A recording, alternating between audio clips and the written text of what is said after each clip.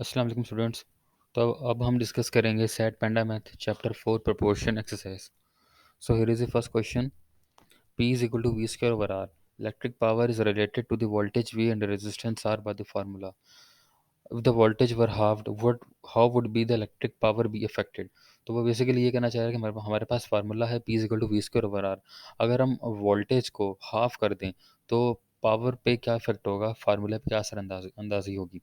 So basically आपने voltage को half करना है तो 1/2 वी स्क्वायर लिखेंगे, और 1/2 वी स्क्वायर जब आप 2 को नीचे लेके जाएंगे तो वो क्वार्टर बन जाएगा, 1/4। So delta will be the correct option. Electric power would be a quarter of what it was, as you can see in the solution. Question number 1, delta will be the correct option. This is the solution here.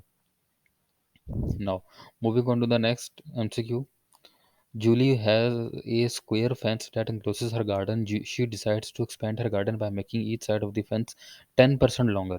After this expansion, the area of Julie's garden will have increased by what percent? तो basically वो ये कहना चाह रहा है कि जूली के पास एक गार्डन है जो कि स्क्वायर शेप है, और वो हर साइड को, 4 साइड्स होती है ना स्क्वायर की, तो वो हर साइड को 10% तक इंक्रीज कर देती है। तो उसका एरिया कितना बढ़ जाएगा? तो आपने यहाँ पर फार्मूला, सिंपल फार्मूला यूज़ करना है। क्वेश्चन नंबर 2 के अंदर area is equal to length multiplied by width, या फिर एस स्क्वायर भी कह सकते हैं दोनों साइड्स को मिलाकर।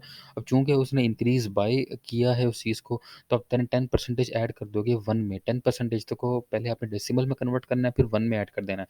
ठीक है, तो आपके पास फिर आंसर आ जाएगा 1.10। तो अब आप इसका स्क्वायर लेंगे तो आपके पास जवाब आएगा 1.21।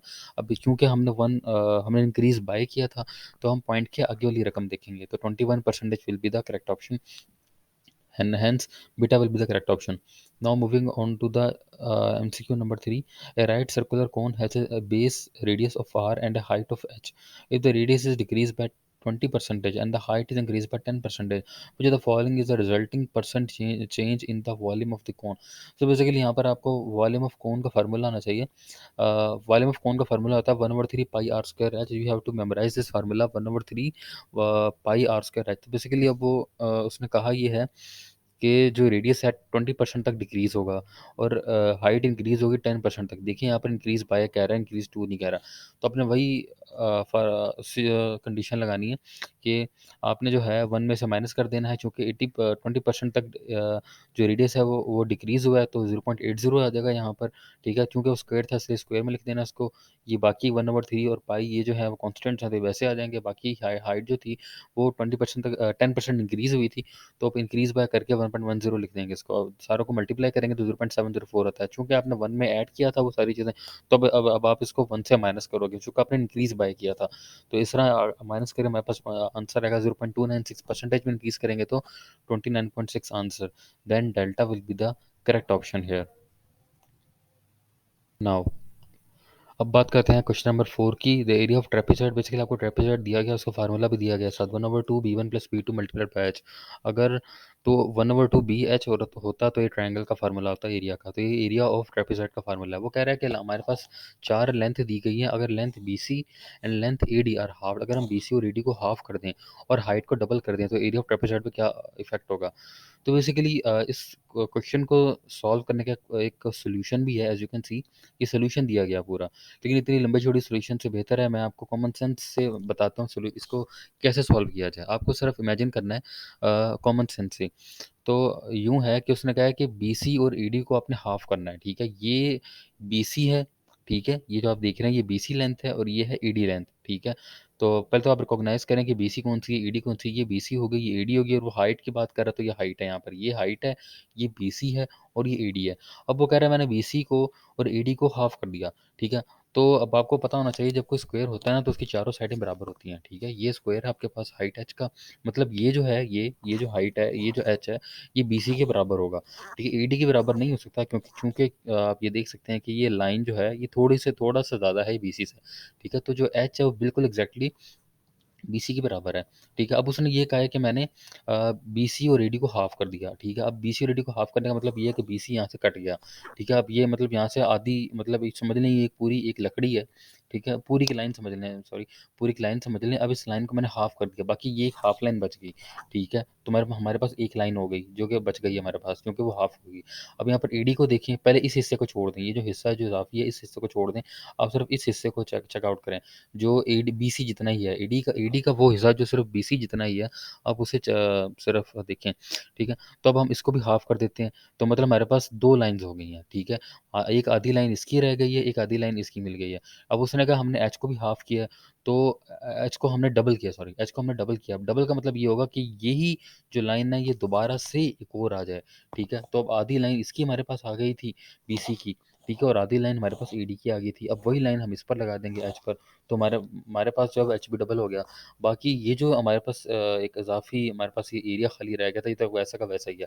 अब इसका मतलब ये हुआ कि ट्रेपेजॉइड पे तो इफेक्ट हुआ ही नहीं, क्योंकि हमने बीसी को हाफ किया, हमने एडी को हाफ किया, और हमने हाइट को डबल किया। तो ये जो है मतलब इसकी जो ये जो हाफ हुई थी बीसी, और एडी जो हाफ हुई थी, वो ही एच में इस्तेमाल हो गई है, ठीक है, उसी को डबल करने में। और बाकी ये एरिया तो पहले भी फारिग ही था, अभी भी फारिग ही है, ठीक है। तो इस तरह जो है एरिया जो है वो सेम ही रहेगा। अगर आपको समझ नहीं आई फिर भी, और अगर आप जो है क्वेश्चन को कैलकुलेशन के हिसाब से लेके चलते हैं, तो आप ये कैलकुलेशन यूज़ कर सकते हैं। उसने फार्मूला यूज़ किया और बेसिकली उसने वैल्यूज पुट कर दी कि उसने हाफ किया, हाइट को डबल किया।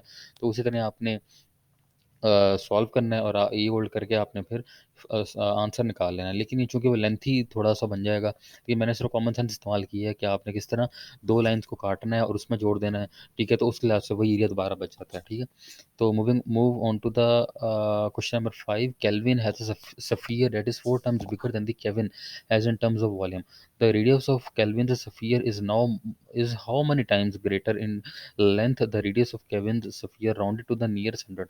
तो बेसिकली ये कह रहा है कि केल्विन के पास एक सफ़ियर है जो कि 4 गुना वॉल्यूम में ज़्यादा केल्विन से, ठीक है। तो पहले तो सबसे फार्मूला पता होना चाहिए वॉल्यूम ऑफ सफ़ियर का, जो क्या तो होता है 4/3 पाई r क्यूब, ठीक है। अब केल्विन का जो है वो 4 गुना ज़्यादा है, ठीक है, उससे क्या नाम है